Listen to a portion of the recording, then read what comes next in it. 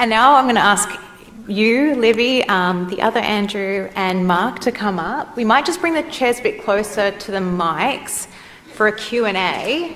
So this is the time where if you've had questions for one of the speakers or, awesome, and Lauren, Dr. Lauren, that would be awesome.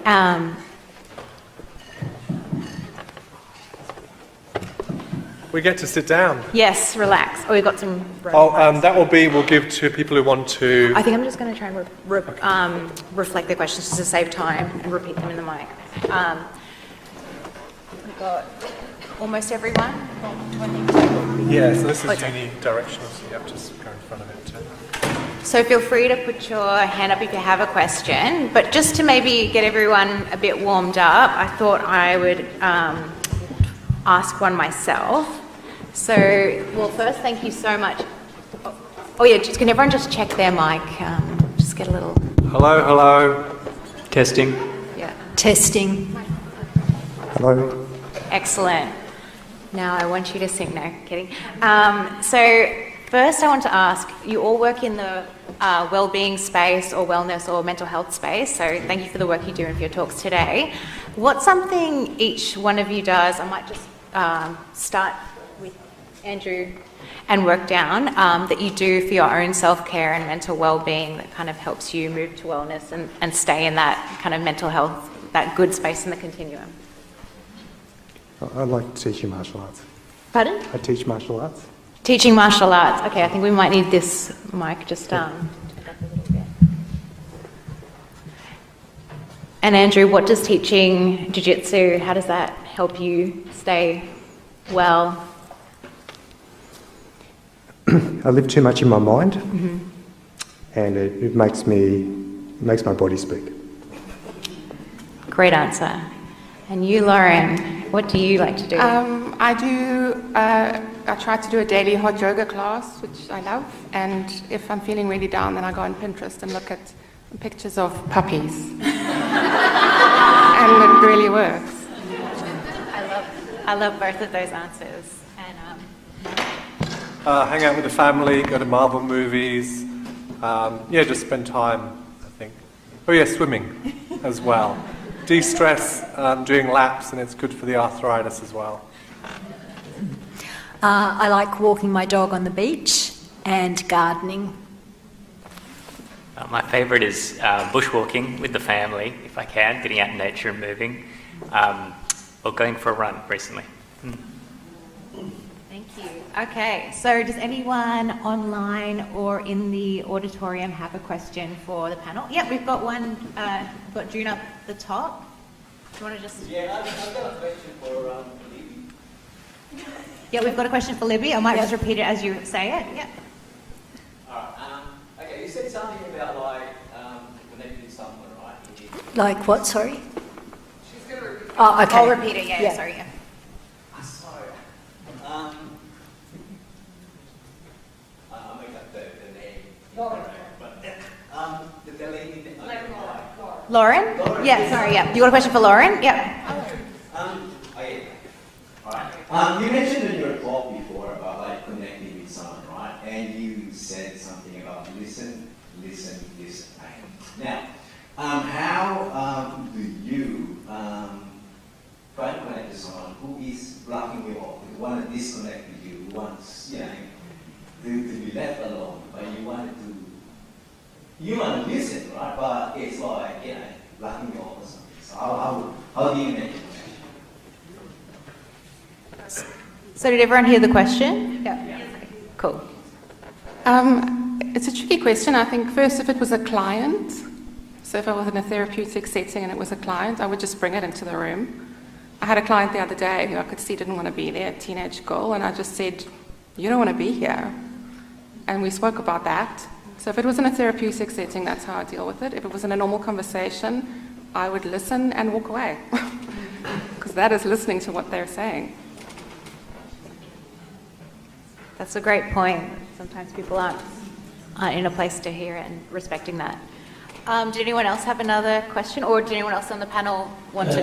Yep. Before you continue, this mic might not be heard on the streaming service. Okay. So if you could repeat the Oh, sure. So for the those online. great, I will. Thank you. Yeah, going forward. Yes. So the question that Lauren was just asked was around what to do, like the great advice she gave about listen, listen, listen. But what do you do if someone's not in a position to listen or is telling you, like, is blocking you off? And that's what Lauren was responding to. There was a few more hands. I saw. Oh, yeah, I think Mike.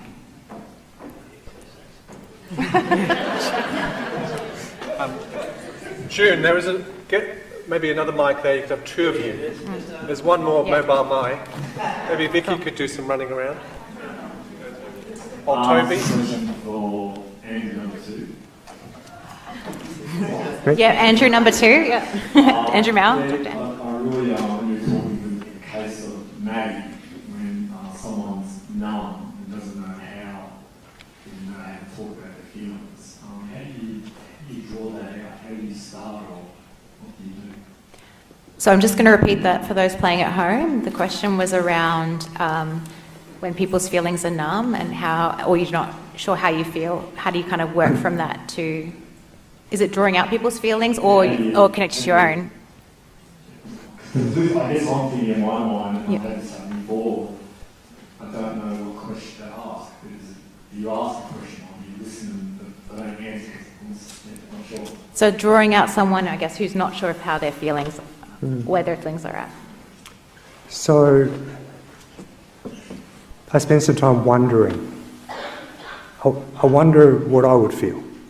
So Maddie's not feeling anything, but I wonder if I would feel scared or whether I would feel sad. And I put that as a question to Maddie. I wonder if underneath you might be feeling sad. It's just a question, and if it's right, there will be something that connects. But I try not to be sort of bossy about it. It's more, I wonder if it's this or I wonder if it's that. It's a guess, I guess. Can I just say, just with kids, and if there are parents out there, what helps is to get a pack of emotion cards. Just get them on Amazon. They have just an emotion and in the face. I use that a lot with children. If you say to a child, how do you feel? They're often not able to answer. If you get those emotion cards, great thing to have in your parenting and use those. Great. Oh, yes. Yes. Online question. Oh, there's an online question? Two. Oh, yeah. Did you want to say them or? Yeah. Again, do you want to use the mic? Or? You just say it and I'll repeat it if you want. Yeah, so the first question is from Zanel for Mark.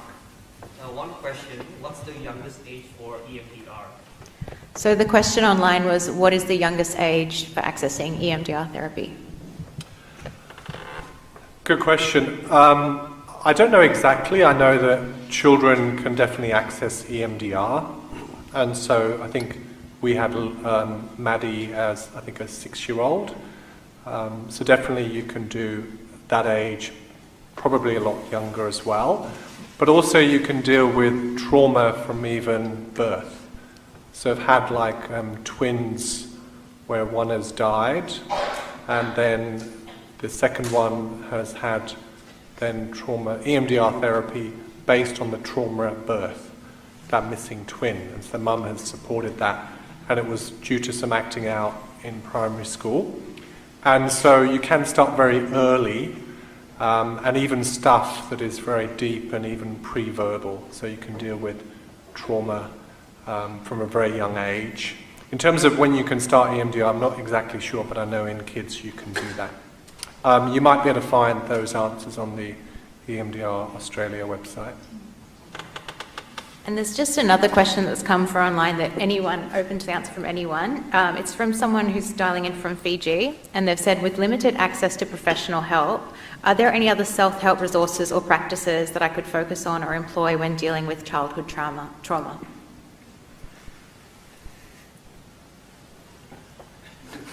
Big question, yeah. Look, it's tough. I think services are limited. I think, look, we are very fortunate. I think in Melbourne as well, particularly, I think we have a lot of access to mental health resources. which are just not available in other places.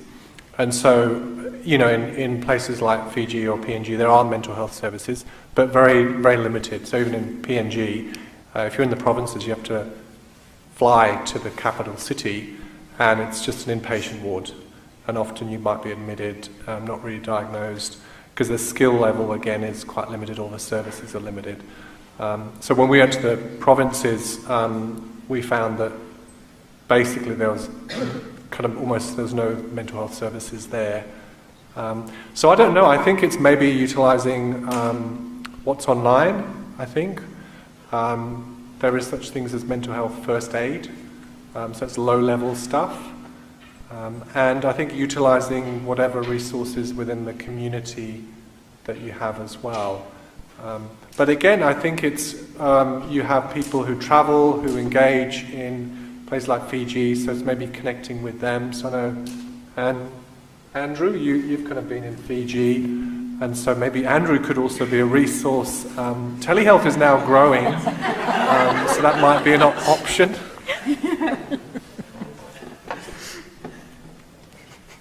Thank you. And I know, Andrew, when you started your clinical work, you were working remotely as like the only psychologist in your area in Fiji. What advice would you have where there's a lot more need than there is resources for people who are seeking treatment or support for something like childhood trauma? Yeah, I mean, it requires creativity and a fair bit of wisdom as well to work out what do you charge into and what do you just take cautiously. You know, there are things like the Centre for Clinical Interventions has these different self-help workbooks and things that you can go through with lots of great resources on topics like perfectionism and self-compassion and different things like that. But when it comes to trauma, sometimes the relational aspect is a key part of the treatment. And so, how do you find that? And I know there's more and more businesses that are moving into the online world and more research into the evidence of web-based intervention, but I'm not sure internationally how many of those can translate. Yeah. Thank you, that was great. Did anyone else want to answer that one on the panel before I move on to... No. I think I saw a hand... Oh, was it Rachel? Yeah. Oh, yes. I was trying to write it down as my question because I'm trying to word it properly. Firstly, thank you guys. I really appreciate all the different insights. I guess the question is, how do you realistically help someone that is quite insightless into their own addiction or eating disorder, shame, whatever it is, but it's quite obvious for us. But to obviously, you can't get them from 0 to 100. You want to just take one step kind of in the right direction. What are some tips or techniques that you guys recommend in this situation? Okay, I'm just going to try and do some active listening for the people listening at home who might not have heard that. So the question was around, I guess, the idea of leading someone to water but not making them, how do you make them drink? So how do you help someone, whether it's with eating disorder or addiction, who's not really in a place to seek support or doesn't necessarily identify in themselves that they have a problem? How do you support them as a friend or a peer or a professional? Does anyone want to start on that one? Yeah. I mean, yes, that's challenging, but attempting to get to know who they are so that you might be able to help them, and appreciate that they are more than just their problem, that they don't have the insight into, and that you can be trusted and that you want to listen. That would be my initial approach, but it is very difficult, and particularly if there's shame and stigma and denial involved, and it is time consuming because you have to build the relationship so that they want to talk to you and that they trust you to share it with you, or to believe you. Yeah, look, sometimes I'll have someone coming in, a young person with their parent, and it's very obvious that they're only there because their parent forced them. But I'll often say, so you don't want to be here, do you, right? And they're like, no. Okay, so you're here, so you have to be, so let's kind of make the most of it. so that, at least you can get something out of it. So that's kind of one approach. I think a lot of it is, for me, just try to be kind. So whether it's someone that that you feel like, okay, they really need help, but they don't want it, it's just sort of still just having that human kindness. It goes a long way. And people then do at some point realise, okay, now I need help. And I think that little bit of kindness does maybe plant a bit of a seed as well. I think when you're pushy, it doesn't often, people go the other way. So I think kindness would be one thing just to keep up your sleeve. Okay, Andrew? Yeah, I think those are perfect answers and capture the whole situation really well. And the only thing that I'd add is just that idea of, I think I'm learning that there's the perspective, people have their internal perspective on themselves, and then you have an external perspective on that other person. And neither of those perspectives tend to have 100% of the information, and there's something about those two coming together, and it requires, as Lee was talking about, that process of developing trust and rapport. But I think it's easy on the external to feel like you've got the right perspective on someone else and think they've got it completely wrong. And also it's easy for us to think, I know myself best. And so it's how do you break down those two things and actually realise both of those perspectives are valuable and hold them in some sort of balance and take the best from both in some way. Yeah. And that's not a quick process all the time.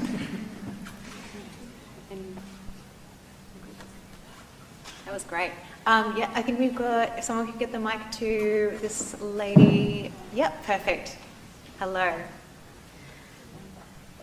I'm not sure who to refer to. Maybe Andrew number one.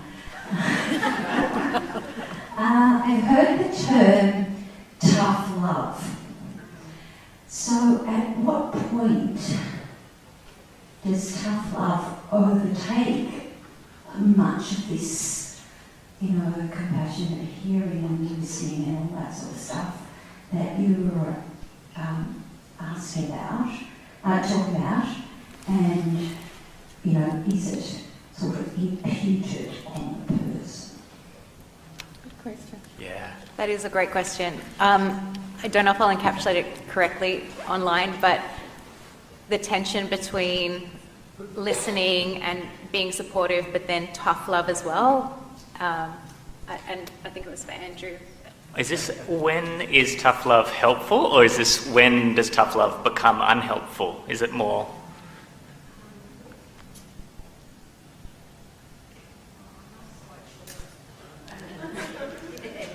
Because I think tough love comes from a place of care. Love isn't always the soft and fuzzies, and we know. That a lot of people looking at love and compassion and things like that realise there's a side that they sometimes call things like fierce compassion. And we need that. It's when you really love somebody, like we talk about a mother's love a lot as being one of the most incredible forms of love. You have the mother bear side of a mother's love. Like that love does have a fierce side to it. But then there's also, I guess, where tough love falls into more a critical, or what's driving it? Is it that I'm trying to motivate someone through criticism or through guilt or through shame? In which case you tend to get a really short-term benefit. Like we do this with ourselves a lot, right? So, I really have to tough it out and get this deadline done. I just have to and we sometimes motivate ourselves with critical, this is easy, you should just be able to do this. And when shoulds and musts come really prevalent, we're usually using something like that. So it usually works like it does with children. You'll get a short-term behaviour change in a child if you just lean on tough love all the time. But you, at the expense of, I guess, the internalised messages, the growth of character, the ability to have that dialogue, then to have a better understanding of themselves and what were the barriers there and how do I grow as a person and all those kinds of things. So I think that would be my answer. Does that kind of connect with what you were asking about? I think I was thinking about having to intervene for the safety and sake. Well, yeah. That's tough. Yeah. Yeah. Can I just add, from the point of view of an eating disorder, that becomes a fairly easy decision because it's potentially life-saving, and medically we're obliged to actually do that tough love, although I've never actually called it that. But yes, that can be very traumatic, very potentially damaging to the doctor-patient relationship, but if it's going to save somebody's life, then that's what we have to do. Just on the idea of tough love. My auntie, again, looking at the perspective of parenting, disciplining children is a challenging area. My auntie always used to say to me, it's not discipline, it's loving guidance. And that was very helpful. I think from a schema approach, it's about reasonable limits, and it's about also what is the need of that person as well. So sometimes where there hasn't been any limits and there needs to be this sort of boundary setting, it does seem really firm. And I would say that's where it's actually what that person needs. It's firm, but it's not harsh. So then that's the difference. And it's a reasonable limit, which is actually going to help this person. The other thing in schema therapy, which where people maybe can't speak their own emotions, there's something called empathic confrontation. And that's where you take on the role of being indignant and a bit firm, but actually in support of them. Like, I'm really sad that you were hurt this way. And you kind of, in a sense, you're indignant for them and you show this sense of kind of indignation, but it's an empathic approach. So it's, I guess, maybe also a tough love. Whereas the therapist, you speak for them, being with them, siding with them in this kind of tough way. I think Alex? Yes, that's me. Hello. My question is to the panel generally. I've been thinking a lot about the socioeconomic nature of being able to get a diagnosis for struggles that we have. I'm also becoming aware of the strong correlation between unresolved trauma and diagnoses of things like autism, ADHD and other disorders. Recently I learned that my ADHD diagnosis from March of last year was actually incorrect, and it turns out that the symptoms that I reported and was diagnosed, I ticked enough boxes, are also symptoms experienced through PTSD. And so I'm just wondering, given your collective genius as a panel, is there something that you can speak to about this? I will also add that after 15 years of being on mental health medication, I came off all of mine about 2.5 months ago, and I have never felt better. I'm doing schema therapy. Oh, great. I haven't tried EDMI yet, but I'm definitely in a healing phase. Never going back. I just wondered if you had anything to kind of comment on that connection with trauma and possible, are there a lot of other misdiagnoses that maybe trauma could explain? Yeah, I'll throw it to you. Thank you. So I don't think the mics there are connected to online Zoom, so I'm going to try. No, you did a great job. I'm going to try and condense. So it was about, thank you for sharing so vulnerably, about the connection between socioeconomic and diagnosis, and that can be a barrier to entry. And then the second part is around misdiagnosis and how different trauma symptoms like PTSD can present as things like neurodivergence. And if the panel have any thoughts about that or answers yet, and maybe start with Dr. Lauren. Hi, Alex. I think two things. The first is when it comes to autism, often autism can be, or PTSD or complex developmental trauma can present as autistic traits. Something's really useful in that regard is the Coventry grid. It is something that can be, you can just Google it, there's one for adults, there's one for children, and it basically differentiates between autism and developmental trauma. And also, what I find really helpful when I've got a complex case like that is, like I said, to really hang out in the sort of B section. Because someone who has got a history of developmental trauma is trauma that's impacted the development of a child. So obviously something that's happened in the early years, it's not necessarily going to impact the B criteria as much. And then when it comes to ADHD as well, I think it's just making sure that your ADHD assessment is extremely comprehensive and that the symptoms of ADHD, the criteria for ADHD in the DSM, the mic keeps going on, those symptoms had to be present before the age of 12. So your parents might not have picked it up, but there would have been something going on in your life before the age of 12. We don't manifest ADHD symptoms at age 12. So if I do have an adult diagnosis, what I often do is ask, do you have any school reports? A lot of people keep their school reports, a lot of people's parents keep their school reports. Looking at a school report of a 25-year-old, when they were in primary school, it can be really useful to pick out those subtle nuances of, okay, maybe ADHD was actually present as a child.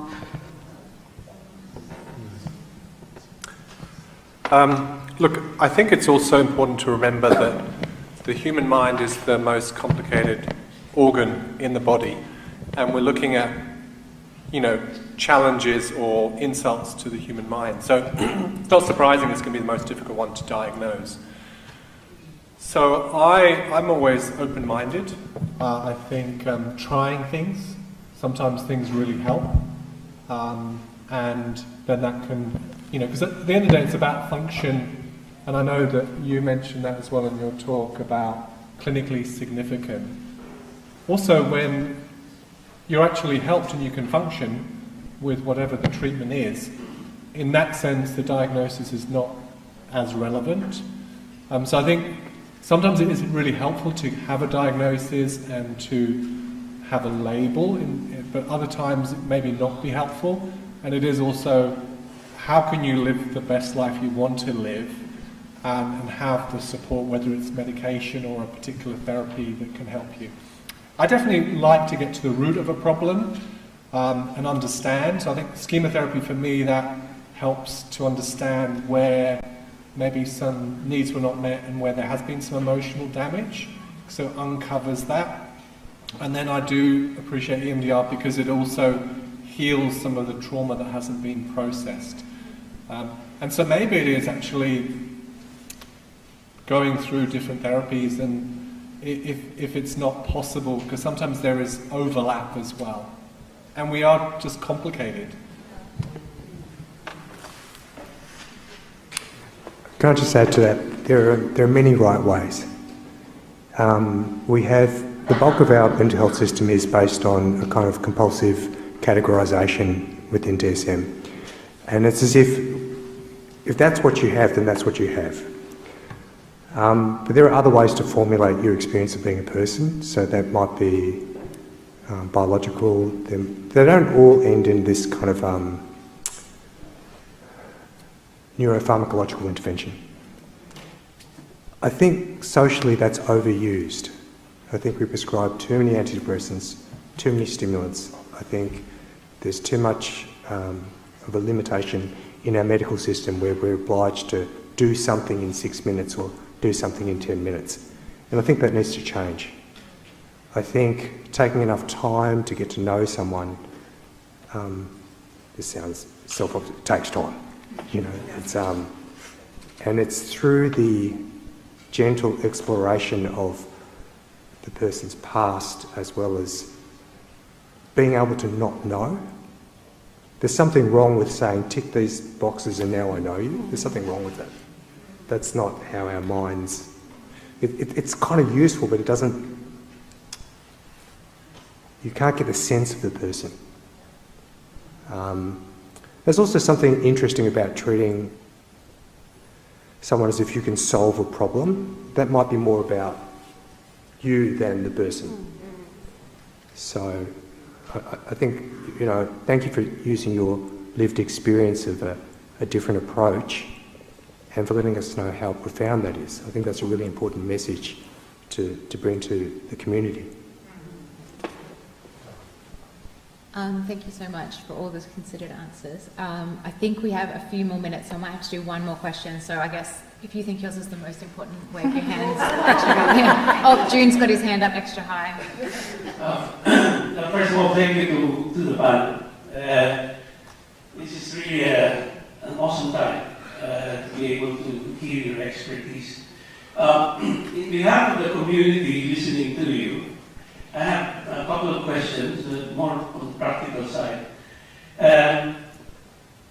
On addiction, how do you keep yourself caring?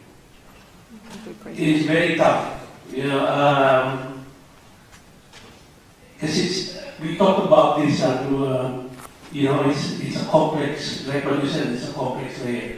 That's my first question. And then in terms of addiction, if you can give us maybe one or two practicals, what is the wrong thing that you can say to somebody? So. Thank you. So just for online, it was really around mostly addiction, and I guess if you're trying to support someone who's experiencing addiction, how do you not burn out or grow frustrated in that situation? And I guess advice about things you can say that aren't helpful and maybe / are helpful. I guess maybe start with Andrew. So it's possible that burnout is what you do with your own frustration about not being able to help someone. So there's two people in the room. Well, actually there's three. There's you, there's the addict, and there's the addiction. So it's a complex interplay of relationships. Sometimes burning out, as you say, or being exhausted is actually a way of running away, or a way of your, I'm going to call it libido, going somewhere else and paying attention to something else. And I know I'm speaking to an emergency department doctor, but I'm speaking psychoanalytically really, but there's the idea of where your attention goes, where your energy goes. What I would say is, some days, you know, you might notice at the end of the day you think, I'm full of energy. Some days you finish the day and you just couldn't work another minute. I suspect it's due to the quality of your relationships during the day. Were they energy positive relationships? Were they dismissive? But we are humans. We need a balance of something that nurtures us so that we can nurture the other. In terms of what are the wrong things to say? You'll be fine. Is that a trick question? There's just what works and what works better. You know, and again, if you're speaking with the intent to help, it's like that. The lady's question about tough love. The other way to think about it is what is the patient's relationship to authority? If your relationship to authority is, I know you love me, and at some level you're telling me something I don't want to hear, but I still know you love me, it's different. But if your relationship to authority is of fear, of punishment, of shame, it's a completely different interaction. So the key word isn't tough, the key word is the love. But then each of us have an internal relationship with authority. So the way I would think about it is it's an authority question.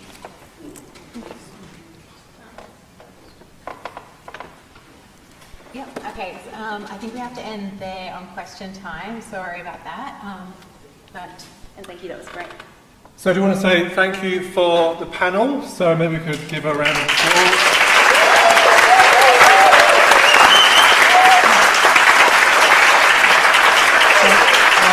Now we're just going to get your feedback. So we did have an optional session now for just some clinical discussion around the case, Maddie. So we'll do this maybe, if you want that discussion, so we'll be particularly looking at Maddie at age, I think, 17 and 35, so when she went through anorexia and then also at 35 went through addiction, and looking at clinical questions around that. So this is more geared for clinicians, but it's open to everyone. But again, and we have some people online, but I'm going to open it up. So who would, because if you don't want to, then we'll just finish a bit early. So that, I actually don't mind that, but I don't want to push that. Or we could just have a few questions. So who would like to stay for the extra 20, 30 minutes to do the clinical discussion about Maddie? So raise your hand if you do want to. Okay, so does that mean that's enough to stick around? Yep.